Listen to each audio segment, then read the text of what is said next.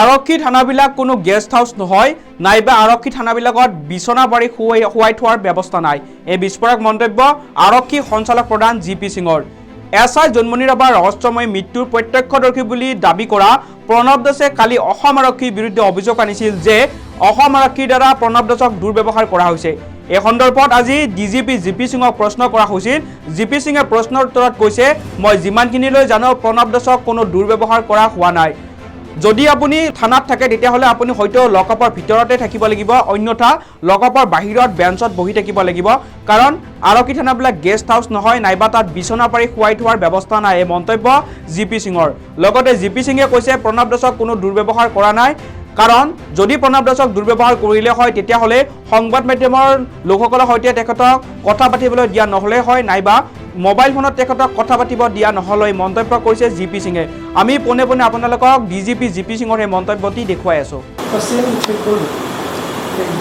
Fake গোল্ডৰ তেনেকুৱা নহয়। Fake gold actually কি হয় যে সেইটো লোকেলি তেওঁলোকে মেনুফেকচাৰ কৰি মানে এইটো একচুৱেলি গোল্ড নহয়। এইটো জেনেৰেলি তেওঁলোকে কি কৰে যে কিছুমান ইদাৰ মেটালিক সাবষ্টেন্স নহ'লে even in some cases it has been seen that cement জাতীয় বস্তুটো আৰু মেটালিক এলুমিনিয়ামটো কৈছোঁ এইখিনি দি তেওঁলোকে কিছুমান মূৰ্তি বনাই দিয়ে, কিছুমান নাও বনাই দিয়ে আৰু তাৰপিছত সেইটো গোল্ড পেইণ্টেদি পেইণ্ট কৰি দিয়ে। তাৰপিছত 3-4টা তেওঁলোকৰ ষ্টাইল আছে। 1 নম্বৰ ষ্টাইলটো হ'ল যে তেওঁলোকে বাহিৰৰ পৰা মানুহ মাতে যে ক'ব যে সেইটো আমি মাটিত খান্দি থাকোঁতে আমি সেইটো পাইছোঁ, এইটো বহুত পুৰণি সোণ।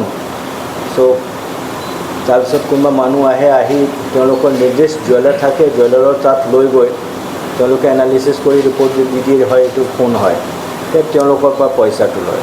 ছেকেণ্ড এইটো হ'ল যে কোনোবা তেনেকৈ মানুহটো মাতি দিয়ে, তেওঁলোকে যেতিয়া পইচা লৈ আহে তেতিয়া তেওঁলোকে পইচাটো ৰাখি লয়, কাঢ়ি লয়, তাৰপিছত তেওঁলোকক পঠাই দিয়ে।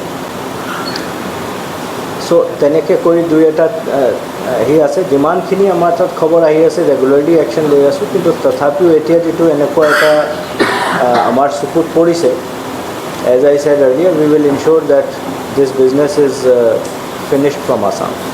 So, as you have arrested quite a few people related to fake currencies and fake gold.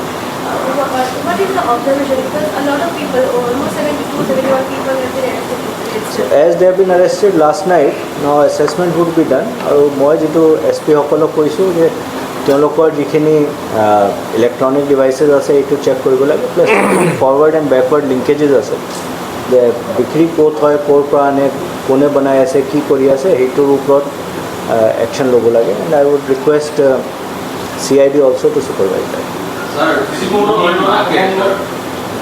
Jumoni মাৰ্কেটে ৰিকুৱেষ্ট কৰিছে যে তেওঁ জুমনি কোৱাৰৰ পৰা যিখিনি ধন লৈ অহা হৈছিল তেওঁলোকক সাঁচতীয়া ধন আছিল গাহৰি বিক্ৰী কৰা হয়, আৰক্ষীয়ে জব্দ কৰিছিল, সেই বস্তুটো তেওঁ ঘূৰাই বিচাৰিছে। এই প্ৰসংগত কি ব্যৱস্থা? See, now it is a case property since it has been seized, and the case initially was transferred to CID and now it has been transferred to CBI. So এতিয়া কৰাটো improper হ'ব. However, মই যোৱাকালি আমাৰ হেডকোৱাৰ্টাৰত যিখিনি officer আমাৰ আছিলে তেওঁলোকৰ লগত আলোচনা কৰিছোঁ। আমাৰ ডিষ্ট্ৰেছ ফাণ্ডৰ পৰা যিখিনি আমি আমাৰ পুলিচৰ মানুহ যেতিয়া মৃত্যু হয় যেতিয়া হেল্প কৰিব লাগে, যিখিনি আমি পাৰোঁ ডিষ্ট্ৰেছ ফাণ্ডৰ পৰা সেইটো আমি কৰিম। সেইটো আমি যোৱাকালি ৰাতি ডিচিজন লৈছোঁ।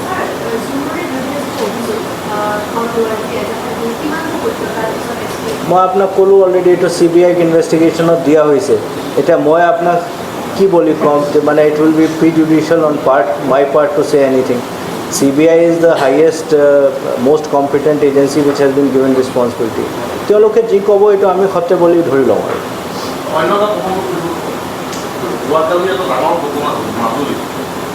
DC আৰু AC কোম্পানী ইমানেই বেকত গৈছে গতিবেগত এই সৰু ৰাস্তাত CC কেমেৰা কৰিছে কৰ্মী ষ্টুডেণ্টৰ মৃত্যুতে DC গাড়ীখন বেক কৰে, কিন্তু DC গাড়ীখন আৰু AC গাড়ীখন দুইখনে ইমান স্পীডত গৈছে এটা সৰু ৰাস্তা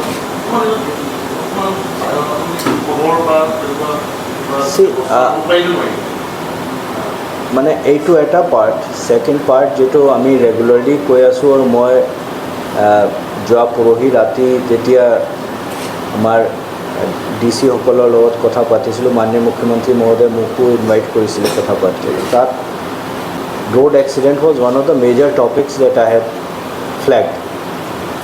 আৰু মই এটা কথা ক'ব খুজিছোঁ, আপোনালোকক জনাব খুজিছোঁ যে আমি ৰোড এক্সিডেণ্ট যিখিনি হৈছে এইটো ডাইৰেক্টলি পুলিচৰ কোনো বিশেষ ৰোল নাই। তথাপিও এতিয়া আমি ৰোড এক্সিডেণ্টৰ যিটো ফিগাৰ আপোনালোকে যদি দেখে যে দেশৰ ভিতৰত প্ৰায় 1.5 লাখ মানুহ মৃত্যু হয় ৰোড এক্সিডেণ্টত প্ৰত্যেক বছৰ। আৰু আমাৰ অসমতো 3,000ৰ পৰা 5,000 মানুহ প্ৰত্যেক বছৰ মৃত্যু হয়। ডিপেণ্ডিং অন ক'ভিড টাইমত অলপ কম আছিলে, বাকী টাইমত অলপ বেছি আছে। ত' সেইকাৰণে আমি সেইটোৰ ওপৰত যথেষ্টখিনি গুৰুত্ব দিছোঁ। এতিয়া আমি ইয়াতে সেইটো অফিচ কনফাৰেঞ্চ হলত আমি মাহেকীয়া মিটিং কৰি আছোঁ, য'ত আমাৰ পুলিচৰ মানুহ আৰু ট্ৰান্সপৰ্ট ডিপাৰ্টমেণ্টৰ ছিনিয়ৰ অফিচাৰ্ছ প্লাছ আদাৰ ষ্টেক হোল্ডাৰ্ছ, ধৰক NHAI, NHIDCL, তাৰপিছত তেনেকুৱা যিখিনি অৰ্গেনাইজেশ্যন PWD তেওঁলোকৰ লগত আমি মিটিং কৰি আছোঁ। চ' মই ভাবোঁ যে this is one area where all of us, police administration, transport department, district administration and all other stakeholders, we have to make maximum efforts to reduce the number of road accidents. মাননীয় মুখ্যমন্ত্ৰী মহোদয়ে এই বছৰ আৰম্ভণিত এটা নিৰ্দেশ দিছিলে যে we have to ensure that road accidents go down by at least 20%. কিন্তু এতিয়ালৈকে মই সেইটো হোৱাটো দেখা নাই। মানে despite our best efforts, it has not happened. So more needs to be done. So as first phase আমি যেটো কৰিছোঁ যে অলৰেডি আমাৰ যিখিনি ডেটা অফ 2022 and 23 সেইটো আমি ডিজিটাইজ কৰিছোঁ। ডিজিটাইজ কৰা মানে হ'ল যে এক্সিডেণ্ট একজেক্টলি ক'ত হ'ল এইটো লেটিটিউড লংগিটিউডটো কালেক্ট কৰি আমি মেপত প্ৰজেক্ট কৰিছোঁ। So' that on the basis of that we can collect a digital map showing the hotspots of accident. So heitur upor bhitti kori transport department and police department together, now we have made an assessment of about 50 plus black spots where immediate action is required. So we have started acting on that. Tar pisot eta software ase IRAD, IRAD boli koa hoy, he IRAD to mobile ot load koribo pare. So on the basis of data which has been provided by CID from CCTNS, it has come to notice that almost 6,500 accidents have taken place with fatality or with injuries during 2022 and 23. So যোৱাকালি যিটো figure আছিলে সেই ফিগাৰৰ মতে আমি প্ৰায় almost 6,500 digitise কৰিবলৈ সক্ষম হৈছোঁ after effort made during the last 1 month. মই ভাবোঁ যে এই প্ৰত্যেক হটস্পটত যদি আমি ব্লেক স্পটত যদি আমি মাল্টি এজেঞ্চি এপ্ৰ'চ ৰাখি যদি চলোঁ, police, transport department and all আদাৰ এজেঞ্চিজ, তেতিয়া আমি কিছু পৰিমাণত হ'লেও আমি সেইটো ৰিডিউচ কৰিব পাৰিম। আৰু মাজুলীৰ কথাটো অলৰেডি এটা ইনকুৱাৰী তাত দিয়া হৈছে। One ADC has been interested to carry out an inquiry. It is a sad incident and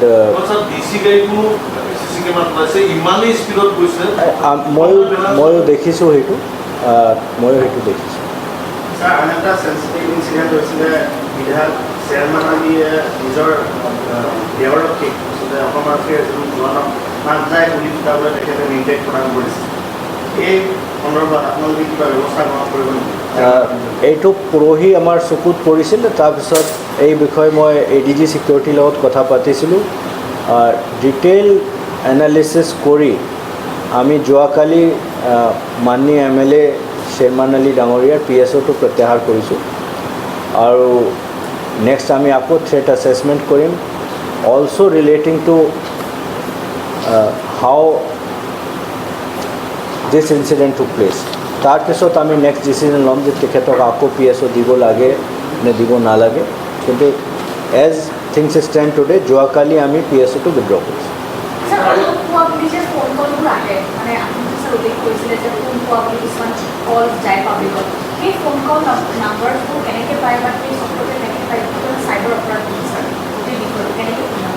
মানে তাত দুটা আছে। এক নম্বৰটো যিখিনি মানুহে এনেকুৱা ফোন পাই আছে তেওঁলোকে যদি আমাক ইনফৰ্মটো কৰে অন এনি অফ দ্য পৰ্টেলছ, এতিয়াতো আমাৰ যথেষ্টখিনি ইনফৰ্মেশ্যন পৰ্টেলছ এভেইলেবল আছে, তেতিয়া আমি সেইটো একশ্যন ল'ব পাৰোঁ। আৰু ছেকেণ্ড এটা কথা মই বহুত আগতে কৈছিলোঁ, আপোনালোককে কৈছিলোঁ, সেইটো হলতে কৈছিলোঁ, anything that looks too good and anything that is coming almost free of cost, please consider it to be fake and fraudulent. সেইটো মই চবকে এই কথাটো কৈ থাকোঁ। চ' সেইটো ফ্ৰডত পাব্লিকৰো মই আহ্বান জনাম যে তেওঁলোকে সোমাব নালাগে। যিটো বস্তুৱে তেওঁলোকে দেখে যে ফ্ৰী আহি আছে নে খুব কম দামত আহি আছে নে উইচ ইজ টু গুড, এইটো ফ্ৰড নে ফেক হ'বই। No, there is no' free lunch, there is no' free dinner in the society. Sir, এটা কথা যে দেখা পোৱা যে আপুনি CID তদন্তৰ কাৰণে যিহেতু দায়িত্ব দিলে, তাৰপিছত CID তদন্ত কৰি থকা সময়ছোৱাতে তাত খবৰ আহিলে 148 জন কনিষ্টবলক নগাঁও ডিষ্ট্ৰিক্ট ট্ৰেন্সফাৰ ৰিচাপৰ্ট কৰা।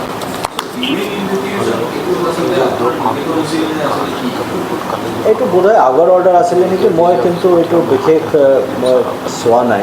মোৰ মতে আগৰ অৰ্ডাৰ আছিলে, and it is up to constable to head constable. Sir, এটা অভিযোগ উঠিছে জুনমণিৰ আমাৰ দুৰ্ঘটনাৰ একমাত্ৰ প্ৰত্যক্ষদৰ্শী কনক দাসক আৰক্ষীয়ে দুৰ্ব্যৱহাৰ কৰা বুলি এটা অভিযোগ উঠিছে। এইটো সঁচা মানে চাওক, থানাত যেতিয়া মানুহটো আহে, মই ইমিডিয়েটলি আপোনাক যেতিয়া এই বস্তুটো আহিছিলে তেতিয়া ময়ো খবৰ লৈছিলোঁ, কাৰণ এজন ছিনিয়ৰ জাৰ্ণেলিষ্টে এই বস্তুটো টুইট কৰিছিলে। তাৰপিছত আমি ইমিডিয়েটলি এই বস্তুটো খবৰ লৈছিলোঁ। তেতিয়া মোক তাত যিটো কনচাৰ্ণ অফিচাৰ, তেখেতে মোক সেই ফটোটো পঠাইছিলে। This is the photograph which came to me immediately after the tweet that I read. সেই বিষয়ে মই এটা কথা ক'ব খোজোঁ যে থানাত আমাৰ কোনো তেনেকুৱা ছিষ্টেম নাথাকে যিটো ছিষ্টেমত আমাৰ কিবা থানাত গেষ্ট হাউচ আছে নে কিবা আছে য'ত আমি মানুহটো ৰাখিব পাৰোঁ। ক'বলৈ হ'লে তাত একিউজ হ'লে লকআপ আছে, একিউজ নহ'লে বাহিৰতে মানুহটো বহি থাকিব লাগিব, নহ'লে বেঞ্চত থাকিব লাগিব।